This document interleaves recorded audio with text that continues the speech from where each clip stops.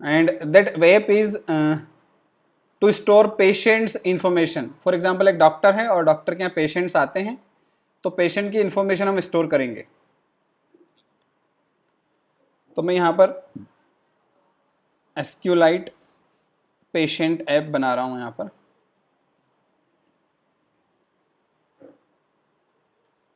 इस ऐप में मैं पेशेंट की जो, जैसे पेशेंट आता है तो उसकी बेसिक डिटेल्स यहाँ पर स्टोर करेंगे।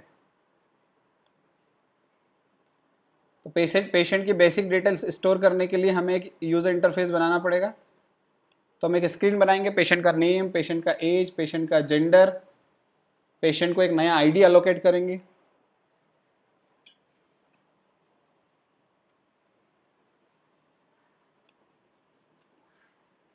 तो पेशेंट की इंफॉर्मेशन स्टोर करने के लिए हमें एक डेटाबेस की जरूरत पड़ेगी। तो डेटाबेस बनाने के लिए सबसे पहले हमारे ऐप में हम डेटाबेस बनाएंगे। तो डेटाबेस बनाने के लिए हम एक जावा क्लास यूज करेंगे और वहां पर डेटाबेस बनाने का कोड करेंगे। तो पूरे डेटाबेस को हैंडल करने के लिए एक स्पेशल क्लास हम डिजाइन कर रहे हैं। उसका नाम हमने रख दिया डेटाबेस हेल्पर। अब ये क्लास में एसक्यूलाइट डेटाबेस को मैनेजमेंट की फंक्शनलिटी मिल जाए, ऑटोमेटिक आ जाए, उसके लिए हम एक इनबिल्ट क्लास होती है उससे एक्सटेंड करेंगे एसक्यूलाइट ओपन हेल्पर। ये क्लास आपको डेटाबेस को क्रिएट करने, डेटाबेस को अपग्रेड करने, डेटाबेस में इंसर्ट करने, डिलीट करने, सबके लिए फंक्शंस वगैरह सारी चीजें प्रोवाइड करेगी। तो इस क्लास को इनहेरिट करना होता है। फिर इसके कंस्ट्रक्टर में हमें कुछ चीजें पास करनी होती। तो यहां पर हम एक पब्लिक कंस्ट्रक्टर बना रहे हैं इस क्लास का। इस कंस्ट्रक्टर को हमें कंटेक्स्ट ऑब्जेक्ट पास करना होता है। कंटेक्स्ट मैंने पहले बताया था कि करंट एक्टिविटी को हम कंटेक्स्ट बना सकते हैं।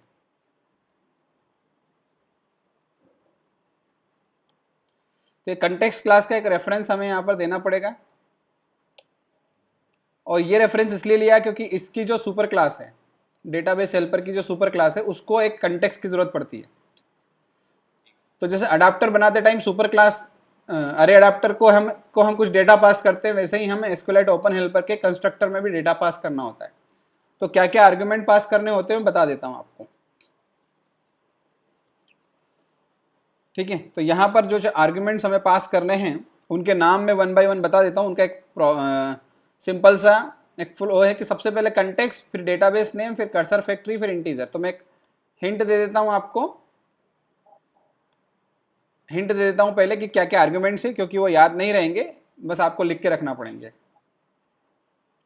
तो सबसे पहला आर्ग्यूमेंट है कंटेक्स्ट। कंटेक्स्ट को मैं बता दूंगा आपको डिटेल में भी, कंटेक्स्ट क्या है, यहाँ पर कंटेक्स्ट क्या काम कर रहा है। तो कंटेक्स्ट कहां से आया, तो इस क्लास का, डेटाबेस हेल्पर का जो कंस्ट्रक्टर है, उसको कहीं ना कहीं से कंटेक्स्ट रिसीव हुआ था और वही उसने सुपर क्लास के कंस्ट्रक्टर को पास कर दिया। फिर सेकंड आर्गुमेंट होता है डेटाबेस का नाम। आप डेटाबेस बनाएंगे तो किस नाम से डेटाबेस की फाइल बनाएंगे। अब database is nothing but collection of tables. तो परमानेंट एक फाइल बनती है उसके नाम से। तो उस फाइल का नाम क्या रखेंगे आप डिसाइड कर सकते हो। तो मैंने बोला कि ये डॉक्टर की इंफॉर्मेशन, पेशेंट की इंफॉर्मेशन है, तो पेशेंट db.sqlite। एक्सटेंशन वैसे आप कुछ भी रख सकते हैं, बट एसक्यूलाइट एक्सटेंशन ज्यादा ठीक रहेगा क्योंकि एसक्यूलाइट का डेटाबेस है। तो आपने एक डेटाबेस का नाम पास कर दिया। कर्सर फैक्ट्री है, कर्सर फैक्ट्री फैक्ट्री पैटर्न पे काम करता है, जिसकी हमें अभी जरूरत नहीं है, किसी और जगह काम आता है। अभी हम नल पास करेंगे। डेटाबेस का एक वर्जन सेट करना होता है जो कि डिफॉल्ट 1 होता है। अब वर्जन क्या होता है कि जैसे आपने आज ऐप रिलीज कर दी, ऐप में 2 टेबल बना के ऐप को रिलीज कर दिया, लोगों ने यूज करना शुरू किया, अब डिमांड बढ़ी ऐप की, उसमें यूजर्स ने बोला कि मुझे नया फीचर चाहिए। अब नए फीचर के लिए एक टेबल बढ़ानी है आपको। तो जब आप ऐप में कोड में जाके मॉडिफाई करते हैं और डेटाबेस में मॉडिफाई करते हैं, तो फिर वर्जन को बढ़ा देते हैं आप। जिससे क्या होता है, यूजर जो पहले से पुरानी ऐप पे काम कर रहा था वो पुरानी ऐप पे काम करता रहेगा, जो नया डाउनलोड करेगा वो नए वर्जन के साथ काम करेगा, और जो अपग्रेड करना चाहेगा उसका डेटाबेस ऑटोमेटिकली अपग्रेड हो जाएगा और उसके मोबाइल पे जो पुराना डेटा होगा वो डिलीट नहीं होगा। हाँ, तो ये वर्जन मैनेजमेंट करना होता है डेटाबेस का भी हमें, इसलिए डेटाबेस के वर्जन हमें इंटीजर्स में देने पड़ते हैं 1 2 3 4 5 6 ऐसे। तो अभी मैं 1 रख रहा हूँ, फिर इसका हम यूज करके देखेंगे कि बढ़ाएंगे तो कैसे बढ़ाएंगे। तो ये डिफॉल्ट हमने सिर्फ एक ही चीज सेट की अभी, कि हमने एक डेटाबेस का नाम सेट कर दिया, अभी हमने कोई डेटा सेट नहीं किया। अब इस क्लास का एक मेथड और ओवरराइड करना होता है, वो होता है on create. On create method है जो SQLite डेटाबेस हेल्पर जो क्लास है हमारी, उससे इनहेरिट होके आएगा, उसको हम ओवरराइड कर रहे हैं। तो ऑन क्रिएट मेथड मैंने ले लिया। इस ऑन क्रिएट मेथड में एक स्पेशल ऑब्जेक्ट आता है, वो होता है डेटाबेस का ऑब्जेक्ट। जब ये डेटाबेस बन जाएगा, इसकी एक फाइल बन जाएगी, तो इस फाइल को रिप्रेजेंट करने के लिए एक ऑब्जेक्ट बनेगा, और वो ऑब्जेक्ट बनेगा SQLite डेटाबेस क्लास के थ्रू। वो कैसे बनेगा, कब बनेगा, वो भी मैं फ्लो बताने वाला हूं, पर एक अजम्पशन लेके चलना है कि अभी हमारे पास ये जो ऑब्जेक्ट है ये किसका है, उस डेटाबेस का ऑब्जेक्ट है जिसका नाम हमने patientdb.sqlitedb रखा है। ठीक है, अब हमें करना कुछ नहीं है, यहां पर write code to create table structure. यहां टेबल स्ट्रक्चर क्रिएट करने के लिए कोड लिखना है। तो वो कोड किस में लिखेंगे, मैं SQL सिंटैक्स में लिखेंगे। तो अब मैं पेशेंट की इंफॉर्मेशन स्टोर करने के लिए पेशेंट डेटाबेस बना रहा हूं। अब एक चीज का ध्यान रखना है कि हम जो DBMS यूज कर रहे हैं वो SQLite है। SQLite के अपने डेटा टाइप्स होते हैं, वो है टेक्स्ट फॉर वेरकेयर और string, integer for numbers, real for floats और decimal, and blob for any other data type. ये 4 बेसिक डेटा टाइप्स होते हैं। स्ट्रिंग के लिए टेक्स्ट, इंटीजर और रियल जो होते हैं नंबर्स के लिए रहते हैं, और blob जिसका डेटा टाइप आपको नहीं पता उसके लिए रहते हैं, जनरल डेटा टाइप्स। कोई बाइनरी डेटा स्टोर करना हो तो वो आप स्टोर कर सकते हो, जैसे किसी की इमेज फोटो स्टोर करना है, जैसे किसी का फोटो स्टोर करना है बाइनरी इमेज के लिए, या किसी का PDF फाइल स्टोर करना, या ऐसा डेटा जिसको आप रिकॉग्नाइज नहीं कर पा रहे कि वो टेक्स्ट है, इंटीजर है या रियल है। अब यहां पर कैसे हम लोग काम करेंगे, तो हमें क्वेरी लिखनी पड़ेगी टेबल क्रिएट करने की। तो मैंने एक स्ट्रिंग बनाई और मैंने यहां पर पेशेंट इन्फो क्वेरी करके एक वेरिएबल बना दिया, जिसमें मैंने पेशेंट इन्फो की डेटा स्टोर करने के लिए पेशेंट इन्फो की एक टेबल बना दी। तो टेबल बनाने के लिए क्रिएट टेबल कमांड होता है। पेशेंट की इन्फो रखना, तो पेशेंट अंडरस्कोर इन्फो नाम की मैंने एक टेबल बनाई। कॉलम का नाम रखा मैंने पेशेंट अंडरस्कोर ID। ठीक है, इसका data type integer, font visible है आपको? ठीक है, तो पेशेंट इंटीजर। अब अगर इसको आपको प्राइमरी की बनाना है तो आप प्राइमरी की लिख सकते हैं, प्राइमरी स्पेस की। ठीक है, ये प्राइमरी की लिख सकते हैं। और अगर आप चाहते हैं कि ऑटो इंक्रीमेंट करना है तो ऑटो इंक्रीमेंट भी कर सकते हैं, तो आपको ऑटो इंक्रीमेंट लिखना पड़ेगा। 1 2 3 4 ऑटोमेटिकली बढ़ जाएगा। फिर उसके बाद नेम देना है आपको। अच्छा, मैं इसके बाद एंटर प्रेस कर रहा हूं, ठीक है, जिससे आपकी विजिबिलिटी ठीक रहे। इसमें ऑटो इंक्रीमेंट के बाद मैंने एंटर प्रेस कर दिया, तो आपको विजिबल रहे पूरी क्वेरी। और नेक्स्ट कॉलम है अपना, पहला पेशेंट ID हो गया, फिर नेम हो गया। नेम अपना किस टाइप का रखना है, तो बोले टेक्स्ट टाइप का रखो, क्योंकि कैरेक्टर के लिए टेक्स्ट होता है। एज मैंने इंटीजर टाइप रख लिया और जेंडर रख लिया। ये तो मैंने रख लिया पेशेंट की मेन डिटेल्स को। इससे पेशेंट की एक टेबल क्रिएट हो जाएगी अगर ये क्वेरी चलती है तो इस क्वेरी को चलाने के लिए हमारे पास जो कोड है वो कोड है इस क्लास के अंदर, SQLite डेटाबेस के अंदर। तो मैं SQLite डेटाबेस का जो रेफरेंस जनरेट हुआ है, इस रेफरेंस में मैं एग्जीक्यूट SQL नाम का एक फंक्शन दिया है। जैसे ये फंक्शन मैं एग्जीक्यूट करूंगा और इसको मेरी पेशेंट इन्फो की क्वेरी पास करूंगा तो क्वेरी चल जाएगी, क्रिएट टेबल वाली क्वेरी चल जाएगी। अच्छा, जेंडर को मैंने डेटा टाइप नहीं दिया, जेंडर का डेटा टाइप मैंने टेक्स्ट रख लिया। तो patient ID, name, age, gender, ये 4 चीजें मैंने स्टोर कर ली। पेशेंट की जनरल इंफॉर्मेशन। अब इसी तरह से एक टेबल और मुझे बनानी है, उस टेबल में पेशेंट ने कब कब विजिट किया है और उसको क्या सिम्टम्स थे, उसको क्या प्रिस्क्रिप्शन दिया है, उसने फीस डिपॉजिट की तो कितनी की है, ये इंफॉर्मेशन स्टोर करने के लिए एक टेबल और बना रहा हूं। तो एक स्ट्रिंग और मैंने बनाई, पेशेंट विजिट क्वेरी। यस, हाँ,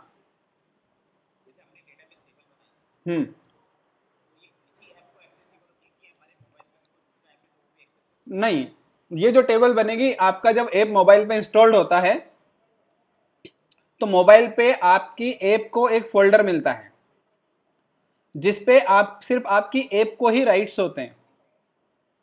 बिकॉज आपकी ऐप जब मोबाइल में स्टोर होती है तो आपकी ऐप को सिस्टम एक यूजर आईडी एलोकेट कर देता है। तो आपकी ऐप का जितना भी डेटा क्रिएट होता है वो यूजर आईडी से प्रोटेक्ट हो जाता है। कोई ऐप, अब दूसरी ऐप्स को भी यूजर आईडी मिलेगा। तो एंड्रॉइड सिस्टम क्या होता है, लिनक्स कर्नल पे बना हुआ है, लिनक्स के बेस सिस्टम पे बना हुआ है। तो लिनक्स सिस्टम में क्या होता है कि यूजर आईडी बेस राइट्स होते हैं डेटा पे। तो वही यूजर आईडी बेस्ड राइट्स यहां पर एप्स को दिए हुए हैं। तो हर ऐप एक तरह से यूजर के जैसा बिहेव करता है। ठीक है, तो आपका डेटा प्रोटेक्टेड रहेगा, कोई ओपन नहीं कर पाएगा, कोई देख नहीं पाएगा जब तक आप उस डेटाबेस को पब्लिक डायरेक्टरीज में यानी डॉक्यूमेंट में, डाउनलोड्स में या कहीं पर ओपनली सेव नहीं करोगे तब तक। जैसे क्या होता है कि व्हाट्सएप बहुत सारा डेटा पब्लिक डायरेक्टरीज में डाल देता है, लेकिन कहीं ना कहीं वो क्या करता है, उसको सिक्योर करने के लिए कहीं ना कहीं वो कुछ एल्गोरिदम्स लगाता है जिससे अगर आप कोई ओपन भी कर ले तो देख नहीं सकता उसको। कहीं ना कहीं ऐसा होता है। और आप व्हाट्सएप में जाके डेटा क्लियर करते हो, आप पर्टिकुलर किसी ग्रुप का डेटा भी हटा सकते हो, पर्टिकुलर किसी चैट हिस्ट्री को भी हटा सकते, चैट को भी हटा सकते हो किसी पर्सन से। ऐसा व्हाट्सएप में फीचर दिया हुआ है। तो कुछ नहीं करता, अपने डेटाबेस से उसको डिलीट करता जाता है जैसे जैसे आप सिलेक्ट करते हो। ठीक है, तो हम पेशेंट की विजिट हिस्ट्री रख रहे हैं कि पेशेंट ने कब विजिट किया था। तो पेशेंट टेबल में जनरल इंफॉर्मेशन है और पेशेंट विजिट टेबल हम बनाते हैं जिसमें पेशेंट की विजिट डिटेल्स रहेगी। अब पेशेंट अंडरस्कोर विजिट में करके मैं टेबल बना रहा हूं जिसमें इसमें भी पेशेंट आईडी आएगा, लेकिन यह पेशेंट आईडी कॉल यूनिक नहीं रहेगा क्योंकि एक पेशेंट बार बार आ सकता है विजिट करने। तो जब पहली बार पेशेंट आएगा तो उसको एक पेशेंट आईडी देंगे यूनिक, लेकिन जब नेक्स्ट टाइम जब भी आ रहा है तो उसी पेशेंट आईडी को हम यूज करेंगे बस। तो ये पेशेंट विजिट टेबल में ये जो पेशेंट आईडी है ये एक फॉरेन की जैसा काम करेगा। ठीक है, पेशेंट आईडी नेम तो उसका ऑलरेडी पेशेंट इन्फो में स्टोर्ड है। अब उसको क्या सिम्टम्स थे वो स्टोर कर लेते हैं, फिर उसको क्या प्रिस्क्रिप्शन था वो स्टोर कर लेते हैं। तो सिम्टम्स हो गए, प्रिस्क्रिप्शन हो गया। अब विजिट डेट क्या थी, अब विजिट डेट हम डेट टाइम भी रख सकते हैं। डेट टाइम एक डिराइव्ड डेटा टाइप है जो कि टेक्स्ट से डिराइव हुआ है, टेक्स्ट डेटा टाइप से डिराइव हुआ है। तो डेट टाइम एक बना हुआ डेटा टाइप है, इसे डिराइव्ड डेटा टाइप बोलेंगे। इसकी जगह टेक्स्ट भी लोगे तो चलेगा। तो कुछ डिराइव्ड डेटा टाइप दिए हुए हैं जो कि कंपलसरीली ही नहीं है कि आप यूज करें, इंटरनली वो टेक्स्ट ही होते हैं। तो विजिट डेट टाइम हो गई। फिर फीस उसने डिपॉजिट की है नहीं की, फीस को हम रियल रख लेते हैं क्योंकि एक डेसिमल वैल्यू है। इस क्वेरी को भी हम चला देते हैं। इस क्वेरी के चलने से डेटाबेस क्रिएट हो, ये टेबल भी बन जाएगी। ठीक है, तो यहां तक हमने सीखा बेसिकली कि हम टेबल क्रिएट करते हैं, यहां से टेबल क्रिएट होती है। बिल्कुल। अब ये फंक्शन जो ऑन क्रिएट फंक्शन है ये सिर्फ एक बार चलता है लाइफ में, पूरी ऐप की लाइफ में एक ही बार चलता है। इससे क्या होता है, ये कोड एक ही बार चलेगा तो एक ही बार टेबल्स क्रिएट होंगी। तो ये पूरा कोड हमने वर्जन 1 के लिए लिखा। अगर फ्यूचर में वर्जन बदलना पड़े, आपको कुछ नया चेंजेस करना पड़े, डेटाबेस में नई टेबल बनाना पड़े या टेबल के कॉलम को ऑल्टर करना पड़े, तो जब ऐप का नया वर्जन रिलीज करोगे तो वर्जन को चेंज करके आप 2 कर दोगे, और उस नए वर्जन के लिए कोड लिखोगे आप एक नए मेथड में, उसका नाम होगा ऑन अपग्रेड। उसके लिए ऑन क्रिएट में चेंज नहीं करोगे आप, ठीक है। अब ऑन अपग्रेड में दो चीजें आती है, ये इंटीजर जो आई है ये ओल्ड वर्जन है, और जो i1 है वो न्यू वर्जन है। मतलब ये यूजर के मोबाइल पे जब यूजर इंस्टॉल करता है ऐप को, उसके बाद ये मेथड चलता है। तो ये मेथड चेक करता है कि पहले से कौन से वर्जन का डेटाबेस था और अब कौन से वर्जन का डेटाबेस आने वाला है। उसके हिसाब से आप यहाँ क्वेरी नहीं राइट कर सकते हो कि if old version is equal to 1 and new version is equal to 2, तो कुछ नई क्वेरीज आप चला दो, ठीक है। तो यहां पर आप एग्जीक्यूट कर सकते हैं new queries to upgrade the database, जो है ना, जो कि जरूरत पड़ने पर हम आगे देखेंगे। अभी हमें जरूरत नहीं है, अभी खाली छोड़ दिया हमने, ठीक है। तो मैं बस क्या करने वाला हूं, यहां पर एक मैसेज देने वाला हूं, लॉगकेट में हमने देखा था जिसमें आउटपुट दिखता था, एरर्स दिखते थे। तो log.e करके मैं यहां पर एक मैसेज दे रहा हूं, और एसक्यूलाइट करके मैंने यहां पर लिख दिया है। ये मैसेज का टाइटल हो गया, और मैसेज की वैल्यू हो जाएगी ऑन क्रिएट एग्जीक्यूटेड, ठीक है। ये तो हमारा डेटाबेस है।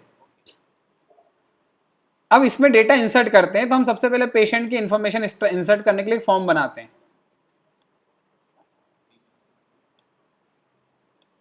पेशेंट की इंफॉर्मेशन डालने के लिए मैंने एक फॉर्म बनाया, और फॉर्म के लिए मैंने लेआउट बनाया।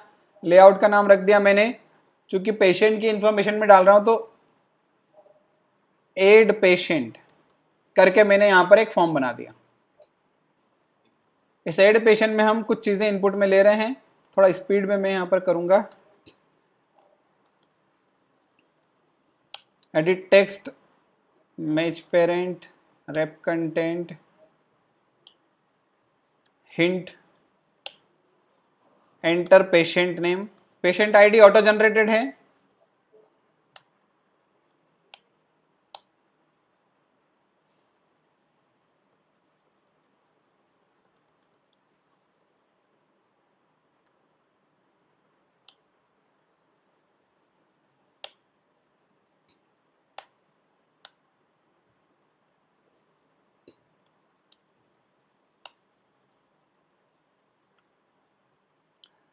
ये हमने एक पहला एडिट टेक्स्ट डाला पेशेंट के नेम के लिए, पेशेंट के एज के लिए डाल देते हैं।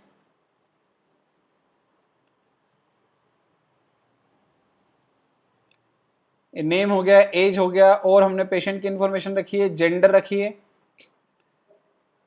आईडी ऑटो जनरेटेड है।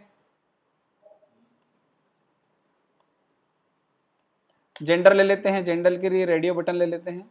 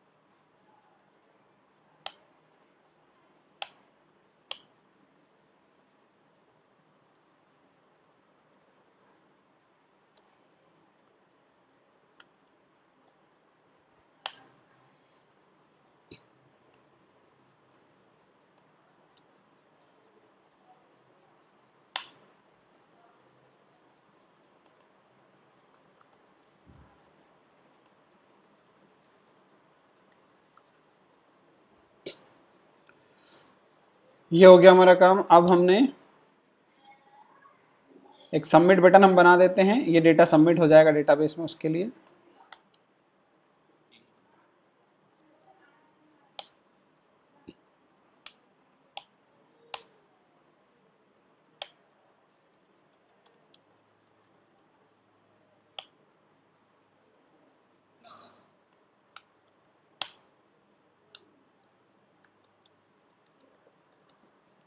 और जो सेव्ड रिकॉर्ड है उनको दिखाने के लिए मुझे एक बटन और बनाना पड़ेगा।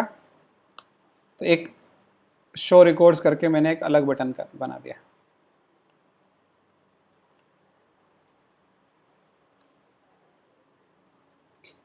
ये जो हमने एड एक्सएमएल बनाई है इसको मैं दिखा देता हूँ एक बार ये कैसी बनी है। ठीक है, मेन एक्टिविटी में जाकर हम लोग यहाँ पर ऐड कर देते हैं ऐड पेशेंट को। ये हमारी मेन एक्टिविटी हो गई। यहाँ पर हमने एडिट टेक्स्ट बनाए हैं, एडिट टेक्स्ट नेम,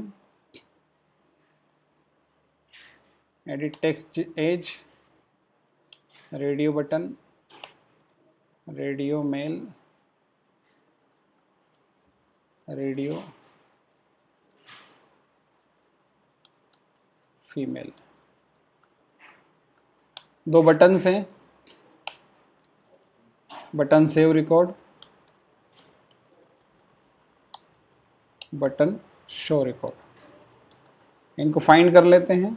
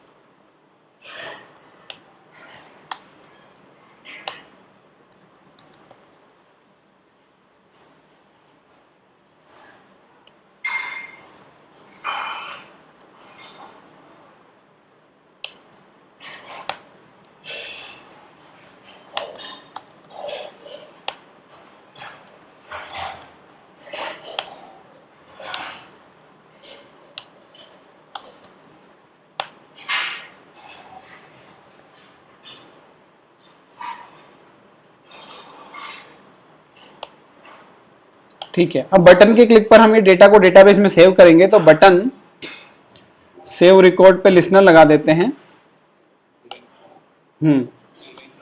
इवेंट बना देंगे। अब डेटा यूजर से लेके हम उसको क्वेरी में कन्वर्ट कर देंगे, इंसर्ट क्वेरी। अब उस डेटा की हम इंसर्ट क्वेरी बनाएंगे।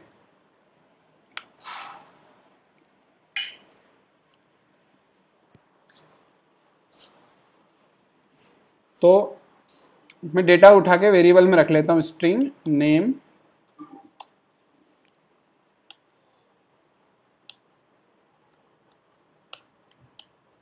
इंट एज,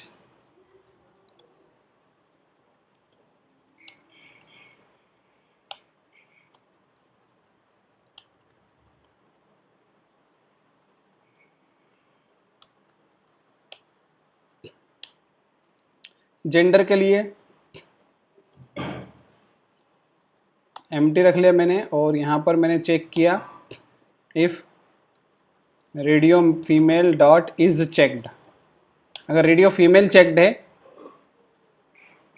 तो हमारा जेंडर फीमेल हो जाएगा।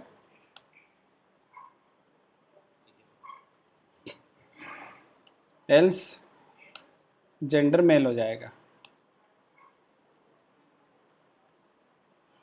तो ये हमने डेटा निकाल के रख लिया। अब इसका क्वेरी में कन्वर्ट करेंगे। तो एक इंसर्ट क्वेरी बना लेते हैं। एक इंसर्ट क्वेरी क्या होती है? Insert into table name patient info, ये पहली टेबल थी। कॉलम के नेम नेम, एज, जेंडर, फिर वैल्यूज। अब वैल्यूज मुझे यहां पास करनी पड़ेगी। ये पहली वैल्यू, फिर दूसरी वैल्यू, फिर तीसरी वैल्यू, है ना। नेम, नेम आपका सिंगल कोट में आएगा। एज तो डायरेक्ट आएगा विदाउट सिंगल कोट, और जेंडर सिंगल कोट में आएगा। तो इन क्वेश्चन मार्क की जगह वैल्यू आनी चाहिए। तो मैं क्या कर रहा हूं, इन क्वेश्चन मार्क पहले जो नेम है उसकी जगह या नेम वेरिएबल की वैल्यू दूंगा, सेकंड क्वेश्चन मार्क की जगह एज वेरिएबल की, और थर्ड क्वेश्चन मार्क की जगह जेंडर की। तो मैं क्वेश्चन मार्क को रिप्लेस कर रहा हूं डबल कोट्स से। देखना मैं किस चीज से रिप्लेस करूंगा, मैं बता देता हूं। डबल कोट्स डालूंगा, डबल कोट्स के बीच में 2 प्लस डालूंगा, और 2 प्लस के बीच में नेम डालूंगा। इससे क्या होगा कि स्ट्रिंग कॉन्केटिनेशन हो जाएगा। तो मैं इसको उठा के, ये जो मैंने यहाँ पर रेडी किया, इसको कॉपी कर रहा हूं यहां से, और इस पहले क्वेश्चन मार्क की जगह डाल रहा हूं। ठीक है, ये स्लैश हटा देता हूं, तो ये जुड़ गया।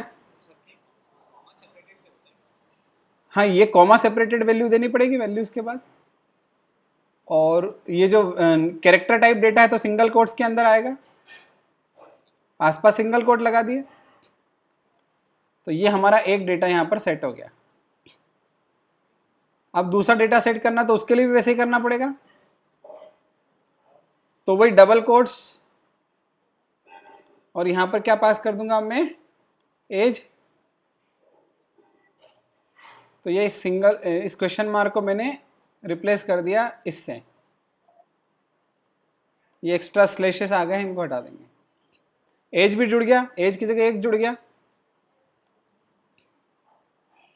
इसी तरह से जेंडर की जगह जेंडर जोड़ देंगे हम लोग।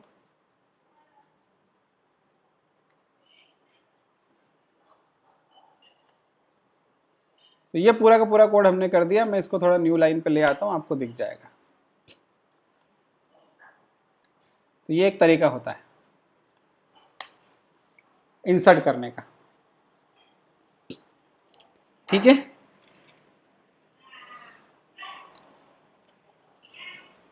अब इस क्वेरी को कैसे चलाएं। So open the database, database को ओपन करना पड़ेगा।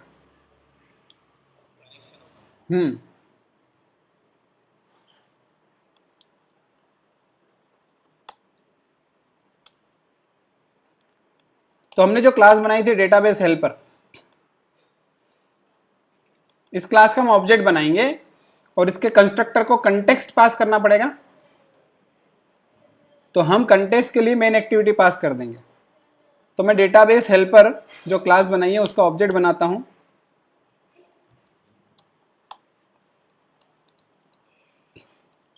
और इसके कंस्ट्रक्टर में कंटेक्स्ट पास करना है। कंटेक्स्ट के क्या पास करूंगा, मेन एक्टिविटी डॉट दिस। ये तो बन गया डेटाबेस का ऑब्जेक्ट। अब डेटाबेस के ऑब्जेक्ट में एक, नहीं, ये डेटाबेस का ऑब्जेक्ट नहीं बना, ये कनेक्शन क्लास का ऑब्जेक्ट बना, हेल्पर क्लास का। हाँ, अब डेटाबेस का एक्चुअल ऑब्जेक्ट बनेगा। तो डेटाबेस को एक्चुअल ऑब्जेक्ट बनाने के लिए एसक्यूलाइट डेटाबेस नाम की एक क्लास है, जिससे हमने अभी क्वेरीज चलाई थी थोड़ी देर पहले, क्रिएट क्वेरीज चलाई थी। तो डेटाबेस का ऑब्जेक्ट बनाएंगे। उसके लिए जो डेटाबेस हेल्पर बनाया था अपन ने, उसमें एक फंक्शन है गेट राइटेबल डेटाबेस। तो ये क्लास उस डेटाबेस का ऑब्जेक्ट बना देगी, उसका कनेक्शन ऑब्जेक्ट बना देगी। ठीक है, क्यों, क्योंकि डेटाबेस मैनेज करने की स्पेशल क्लास हमने बना ली थी। तो बोले सर ये वाला फंक्शन कहां से आया, तो बेसिकली डेटाबेस हेल्पर जो है उसने इनहेरिट किया था एसक्यूएलाइट ओपन हेल्पर को। तो गेट राइटेबल मेथड वहां से आया।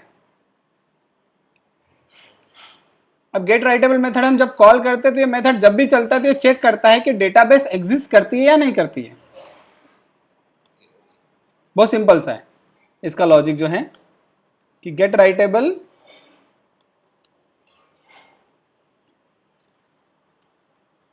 Method check if database exist or not. If not, then create it and execute on create method. अब on create method में हमने क्या डाला था, ये फंक्शंस, इस फंक्शन में क्या डाला था हमने, ये वाला कोड, डेटाबेस टेबल क्रिएट करने का कोड डाला था। हाँ, तो क्या होता है कि अगर डेटाबेस बना हुआ नहीं है तो डेटाबेस की फाइल क्रिएट कर देता है और वो फंक्शन चला देता है जिससे उसके अंदर टेबल क्रिएट होती है।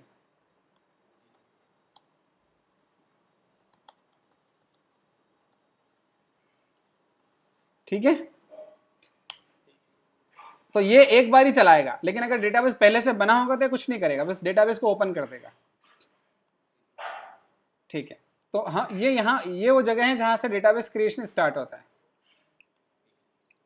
अब उस डेटाबेस में हमारी क्वेरी चला दें, इंसर्ट क्वेरी, तो उसके लिए डेटाबेस का जो हमने ऑब्जेक्ट बनाया है उसमें एग्जीक्यूट एसक्यूएल फंक्शन है और उसमें हम वो क्वेरी चला देते हैं, इंसर्ट क्वेरी।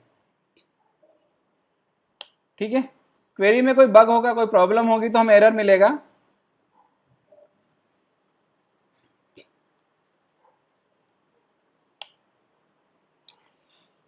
एक जनरल एक्सेप्शन कैच कर लेते हैं हम लोग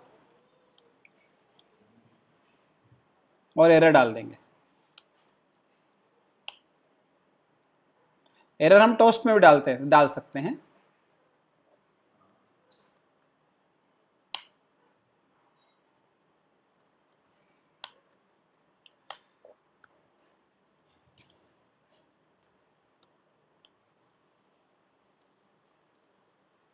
एरर के साथ में एक्सेप्शन का मैसेज प्रिंट कर देता हूं।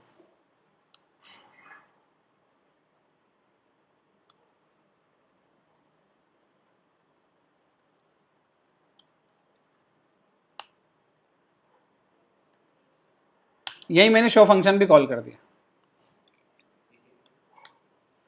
तो ये पूरा डेटाबेस, अगर डेटाबेस प्रॉपरली हो गया तो एक दूसरा टोस्ट दे दूंगा मैं, अगर एग्जीक्यूट हो गया मतलब मैसेज दूंगा कि डेटाबेस में डेटा सेव हो गया है, तो मैं टोस्ट भी यहां भी दे रहा हूं कि डेटा सेव हो गया है, डेटा सेव्ड करके,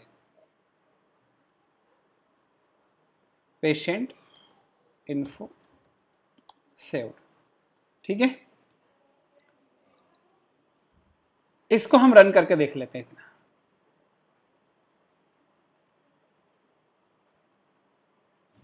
कि ये काम कर रहा है नहीं कर रहा है, हमें पता लग जाएगा।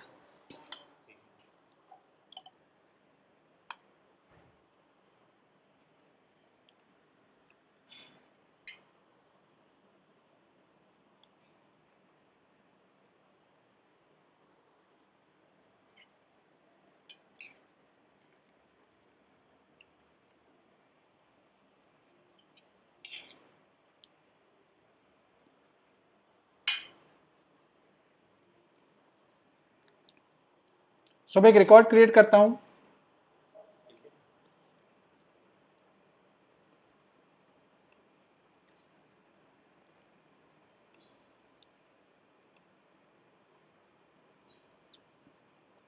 एरर मिल रहा है आपको? हाँ, सो उस क्वेरी को हम प्रिंट करके देख लेते हैं।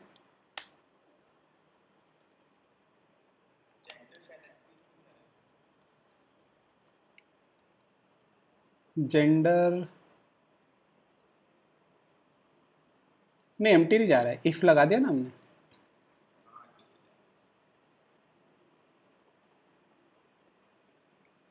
को इंसर्ट इनटू पेशेंट, वैल्यूज ऐसा आएगा, वैल्यूज।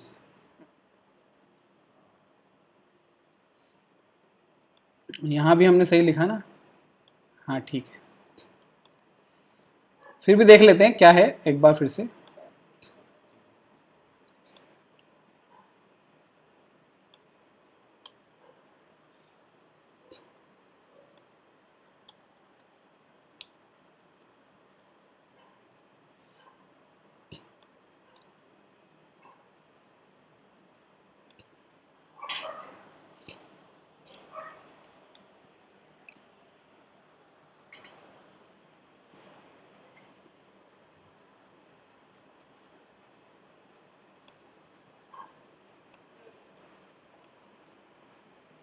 आया पेशेंट इन्फो सेव्ड? ठीक है, कुछ रिकॉर्ड में डाल देता हूँ, एक मोहित डाल दिया मैंने यहाँ पर। एक मैंने डाल दिया अनामिका।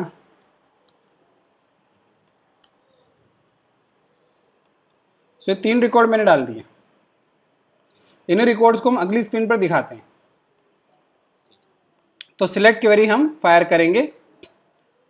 बस ये करना आपको, डेटाबेस एक बार ओपन हो जाए तो डेटाबेस को आपको क्लोज जरूर करना है, ठीक है। हाँ, डिफॉल्ट क्लोज नहीं करता, आपको खुद ही क्लोज करना होता है। अब हम अगली स्क्रीन बना रहे हैं जहां पर ये डेटा फेच करके दिखाने वाले हैं हम लोग। तो कुछ नहीं, एक छोटी सी स्क्रीन और मैं बना लेता हूँ। लिस्ट व्यू डालना है बस, उस पर कुछ नहीं करना है। हाँ, डेटाबेस से बाइंड करेंगे।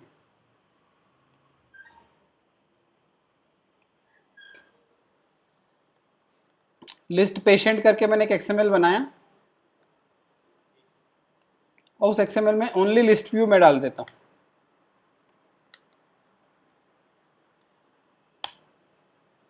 फुल स्क्रीन में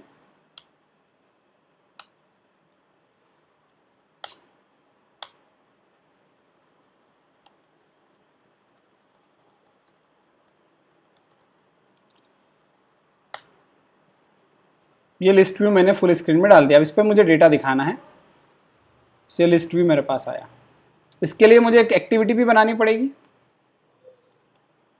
सो एक नई एक्टिविटी हम बनाते हैं। पैकेज पे राइट क्लिक किया,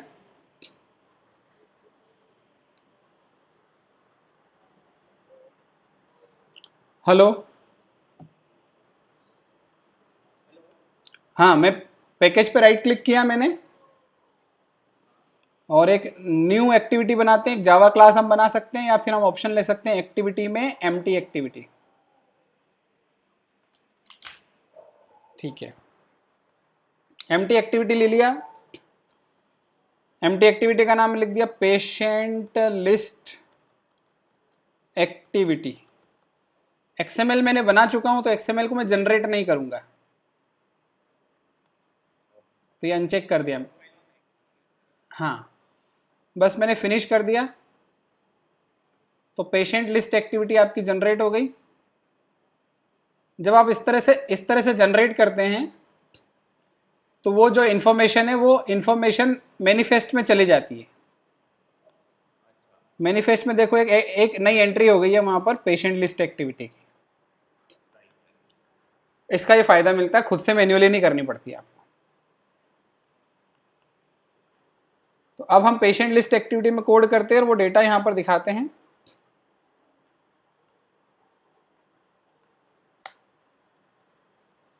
वो लिस्ट व्यू है, वो लिस्ट व्यू को हम लेते हैं।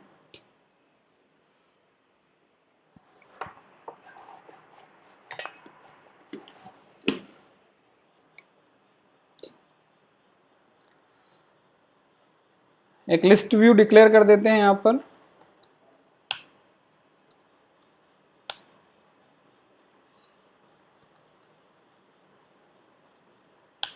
डेटा दिखाने के लिए हम फॉर द टाइम बीइंग एक अरे लिस्ट ऑफ स्ट्रिंग बना लेते हैं। बाद में मॉडिफाई कर देंगे, ऑब्जेक्ट ओरिएंटेड प्रोग्रामिंग थोड़ा सा बाद में अप्लाई करेंगे। अभी अरे लिस्ट ऑफ सिंपल स्ट्रिंग्स रख लेते हैं। पूरे डेटा को स्ट्रिंग में कन्वर्ट करने की करके रखूंगा मैं।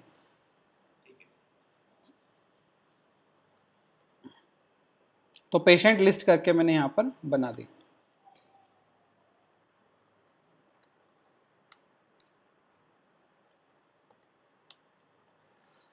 एक अरे अडाप्टर लगेगा तो अरे अडाप्टर में बना देता हूं।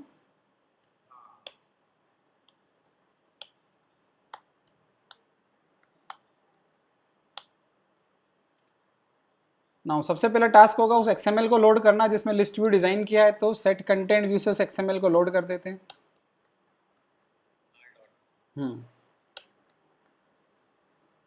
लिस्ट पेशेंट एक्सएमएल थी हमारी।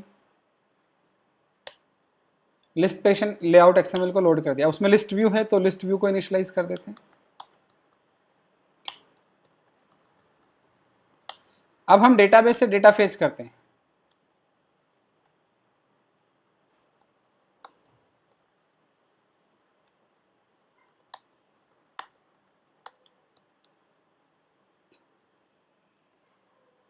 डेटाबेस से डेटा फेच करने के लिए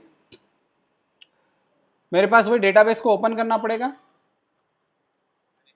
हाँ, तो डेटाबेस हेल्पर मैंने बनाया था,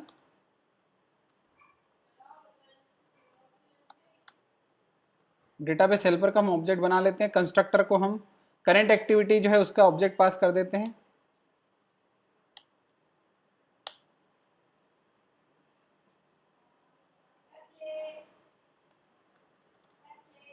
अब डेटाबेस को ओपन करने के लिए वही SQLite database equal to DB helper जो हमने बनाया है डॉट गेट राइटेबल। हाँ बिल्कुल, कनेक्शन फिर से क्रिएट करना पड़ेगा, न्यू कनेक्शन क्रिएट करेंगे क्योंकि अब नया ऑब्जेक्ट नहीं बनेगा, क्योंकि अब पहले बन चुका है वो। हाँ, हम जब गेट राइटेबल कॉल करेंगे तो गेट राइटेबल क्या होता है, बार बार ऑब्जेक्ट नहीं बनाता है। अगर एक बार डेटाबेस की फाइल क्रिएट हो गई है तो डेटाबेस को रिक्रिएट नहीं करता है वो, बस उससे कनेक्शन बनाता है।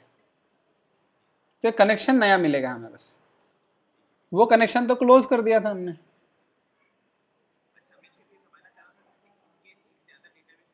हाँ, इनकेस एक से ज़्यादा डेटाबेस हो तो आप एक से ज़्यादा डेटाबेस हेल्पर बनाएंगे, ये क्लास उतनी बार बनाएंगे आप, क्योंकि इस क्लास में हम डेटाबेस का नाम सेट करते हैं। नई क्लास बनाएंगे, आपने बोल दिया जैसे एम्प्लॉय डेटाबेस हेल्पर, ऐसा कर दिया आपने, और उसमें डेटाबेस का नाम एम्प्लॉय डीबी डॉट एसक्यूलाइट कर देना। ठीक, तो ये आपके ऊपर है कि कितने डेटाबेस आप प्रोजेक्ट में क्रिएट करना चाहते हो। मोस्टली 2 या 3 होंगे, ज़्यादा ज़्यादा। हाँ हाँ ठीक है, बिल्कुल बिल्कुल पॉसिबिलिटी हो सकती है, डेफिनेटली हो सकती है। जैसे व्हाट्सएप एक बड़ा ऐप है तो उसमें 3-4 डेटाबेस चल रहे होंगे, हो सकता है। ठीक है, तो अब हम बात करते हैं इसमें से डेटा कैसे फेच करें। तो डेटा फेच करने के लिए हम क्वेरी लिख देते हैं। क्वेरी मैंने लिखा select star from patient info.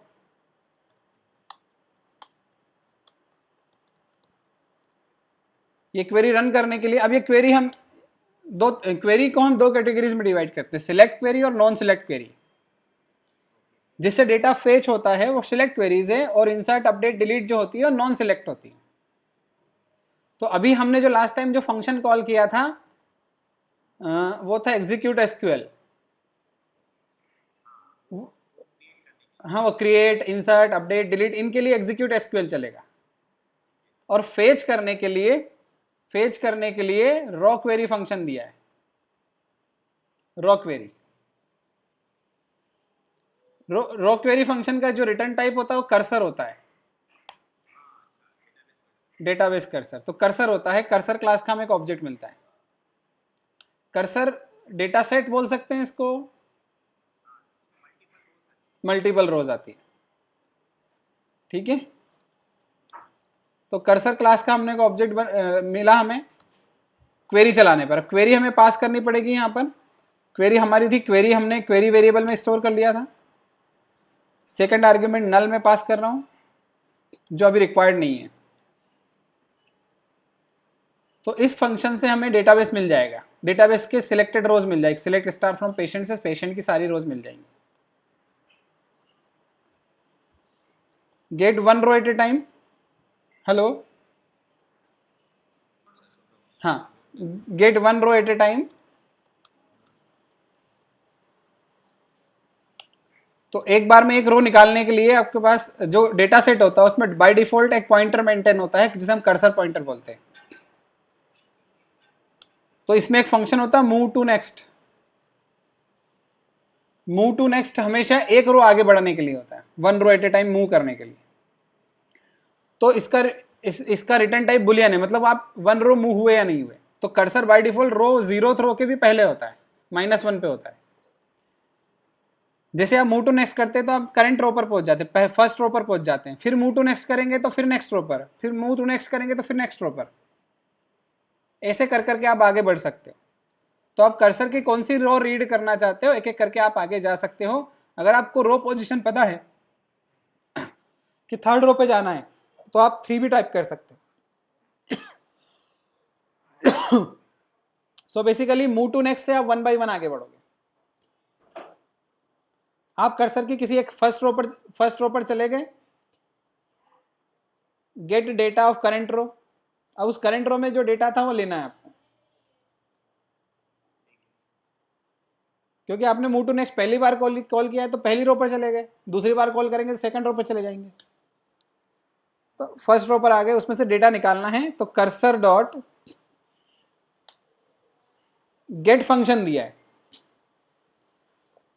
अब आपको फंक्शन की आपको कॉलम की पोजीशन पता होनी चाहिए, उसके हिसाब से डेटा निकाल सकते हो। अगर स्ट्रिंग टाइप का तो गेट स्ट्रिंग आप लेंगे, गेट स्ट्रिंग 1 गेट स्ट्रिंग 0 करेंगे तो आप इसका मतलब है 0th कॉलम से स्ट्रिंग निकाल रहे हो आप, ठीक है। सो हाँ, करंट रो के 0 कॉलम से। तो मैं जो सिलेक्ट स्टार किया है, सिलेक्ट स्टार की जगह मैं लिख दूंगा नेम, एज, जेंडर। तो मुझे पता रहेगा कि ऑर्डर क्या है डेटा का। हाँ हाँ, तो मैं गेट नेम कर रहा हूं यहां पर सबसे पहले, और नेम को मैंने एक स्ट्रिंग नेम वेरिएबल में रख लिया।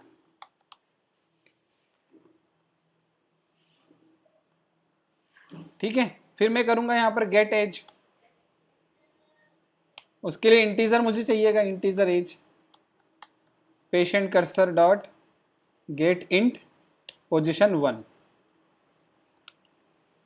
फिर जेंडर चाहिएगा,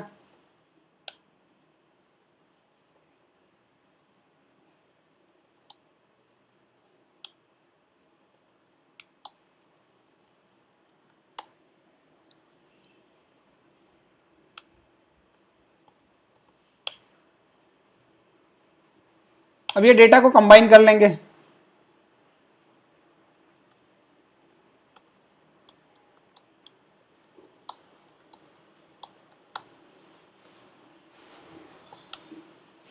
तो उसके लिए स्ट्रिंग बना रहा हूं मैं यहां पर str नेम प्लस, बीच में मैंने हाइफन लगा दिया, एज लिख दिया और एज को जोड़ दिया, फिर मैंने प्लस स्पेस दिया, फिर जेंडर और प्लस मैंने यहाँ पर जेंडर की वैल्यू डिस्प्ले कर दी। ये पूरी एक स्ट्रिंग बन गई। इसको मैं अरे लिस्ट में ऐड कर देता हूँ। तो पेशेंट लिस्ट मैंने अरे लिस्ट बनाई थी, उसमें मैंने ऐड कर दिया स्ट्रिंग को। अब मुझे अगर नेक्स्ट रो का डेटा चाहिए तो ये मुझे फिर से कॉल करना पड़ेगा और ये कोड फिर से लिखना पड़ेगा। हाँ,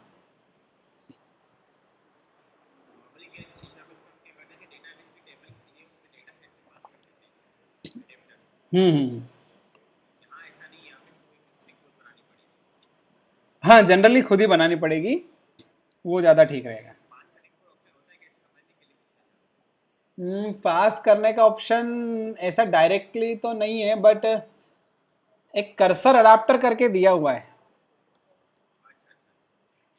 ना, उसको थोड़ा, हाँ बिल्कुल। तो कर्सर अडाप्टर दिया हुआ, उसको आप ट्राई कर सकते हैं, बट उसको कस्टमाइज ही करना पड़ता है, इनहेरिट करना पड़ता है और नया कस्टमर अडाप्टर बनाना पड़ता है, तब काम आता है। ठीक है, वो ज़्यादा कॉम्प्लेक्स पड़ेगा, तो बेटर ये है। तो ये तो हमारा एक होगा। अब मुझे फिर से डेटा निकालना है तो फिर से कॉल करना पड़ेगा और फिर से ये कोड लिखना पड़ेगा। तो इस कोड को मैं वाइल लूप में डाल देता हूं। वाइल जब तक ये move to next true return कर रहा है तब तक ये कोड चलता रहे। ठीक, तो ये अपने आप ये कोड चलता रहेगा जब तक मूव टू नेक्स्ट ने लास्ट रो पर नहीं पहुंच जाते हम लोग। बस ये करने के बाद अपना जो कर्सर है उसको भी क्लोज कर दीजिए आप, और जो डेटाबेस है उसको भी आप क्लोज कर दीजिए, क्योंकि कर्सर भी एक ऑब्जेक्ट है, उसको मेमोरी से हटाना पड़ेगा। और उसके बाद आप बस ये जो अडाप्टर क्लास का ऑब्जेक्ट बना देंगे,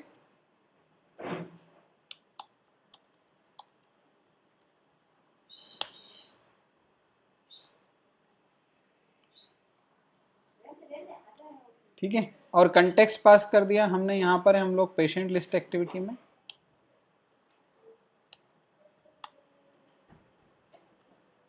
सेकंड आर्ग्यूमेंट लेआउट होता है, मैंने लेआउट बनाया नहीं है अभी तक। एक आइटम लेआउट बनाते हैं हम लोग हमेशा लिस्ट पे दिखाने के लिए।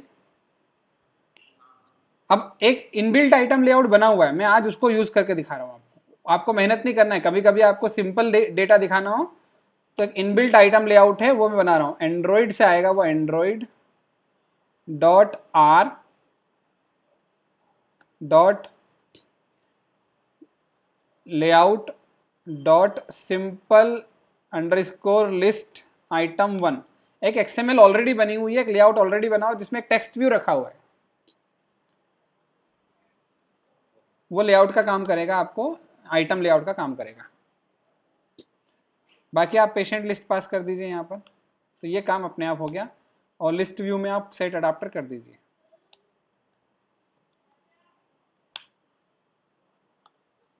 अब ये वाला जो कोड है, ये वाली जो एक्टिविटी हम कॉल करेंगे फर्स्ट स्क्रीन से। फर्स्ट स्क्रीन में एक बटन दिया हुआ है शो रिकॉर्ड, वहां से कॉल करेंगे उसको। तो मेन एक्टिविटी में मैं आ गया हूं। मेन एक्टिविटी में हम आ गए हैं, और मेन एक्टिविटी में गो टू नेक्स्ट स्क्रीन। तो उसके लिए हम जो बटन शो रिकॉर्ड है उसका लिसनर बना लेते हैं।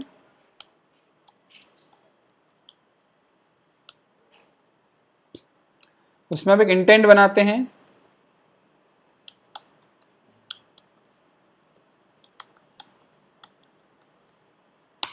उसमें कंटेक्स्ट के लिए मेन एक्टिविटी डॉट दिस, क्योंकि अभी हम मेन एक्टिविटी में हैं। और किस पे जाना है, पेशेंट लिस्ट एक्टिविटी पे। तो पेशेंट लिस्ट एक्टिविटी के डॉट क्लास, उसको सिंपल स्टार्ट करना है, कुछ भेजना नहीं है। तो स्टार्ट एक्टिविटी से हमने नेक्स्ट इंटेंट को कॉल कर लिया। ये एक फ्लो बन गया हमारा।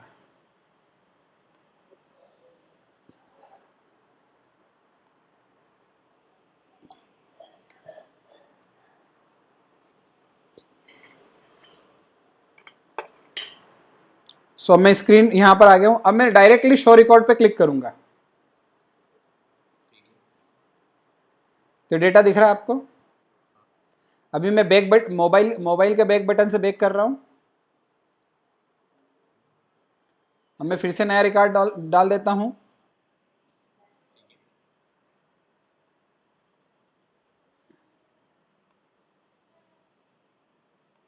सेव रिकॉर्ड पे क्लिक किया, पेशेंट सेव्ड का मैसेज आया। शो रिकॉर्ड पे क्लिक किया, फिर दिख रहा है, तो डेटा ऐड हो रहा है। तो ये इस तरह से हमने इंसर्ट और सिलेक्ट पे काम कर लिया है। हाँ, सिलेक्ट और इंसर्ट पे काम कर लिया है। ऐसे हम डिलीट पे भी काम कर सकते हैं। तो वो हम